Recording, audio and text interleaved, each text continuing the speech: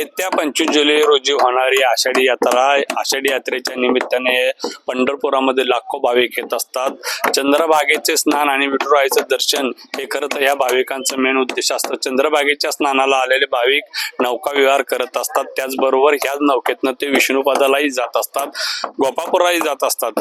इथं साधारण 200 ते 250 नौका आहेत आणि या 200 ते 250 नौकेचं पूर्ण पावसाळा चालू होण्यापूर्वी आणि असे 200 काय आता तुम्ही काय करता इथं? आता आम्ही लोक इकडून तिकडून जात असताना भाविकाला कुठली इजा होऊ नये किंवा पाणी नावेमध्ये येऊ नये त्यांच्या सुरक्षेच्या दृष्टिकोनातून आम्ही रागडांबर करतो। प्रत्येक वर्षी वारीच्या आधी 15 दिवस हे नौका जे असतात त्या रिपेरिंग करणे किंवा पाणी येणे ही बंद होणे आणि चांगल्या पद्धतीची बोट तयार करून इथनं भाविक लोक विष्णुपदाला जातात। पलीकडे इस्कॉन मंदिर आहे, पलीकडे बरेचसे भाविकांनी मठ बांधले आहेत, त्या ठिकाणी येणं जाणं आणि पंढरपुरात आल्यानंतर नौका विहाराचा आनंद वेगळाच असतो।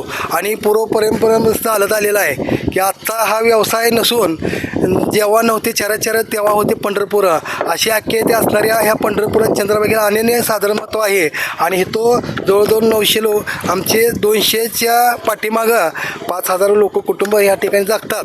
आणि आमचं शासनाला असं पण मागणं आहे की कायमस्वरूपी स्वच्छता असावी, या गुरांचा बंदोबस्त करावा, टॉयलेटची व्यवस्था असावी आणि ज्या महिला या ठिकाणी आंघोळ करतात त्या महिलांसाठी स्वच्छता म्हणजे कपडे बदलण्यासाठी रूम ठेवावेत अशी आमची एक मागणी आहे। मग लाईफ जॅकेट मिळतंय का? मिळतं, पण ते थोड्या प्रमाणात मिळते, एका वडी 5 दिले जातात, कारण कसं आहे 5 पुरत नाहीत। म्हणजे नौकेचे कामं चालू केलेले आहेत, पूर्व तयारी चालू आहे पंढरपुरातून। जगजित डांगे, LS मराठी।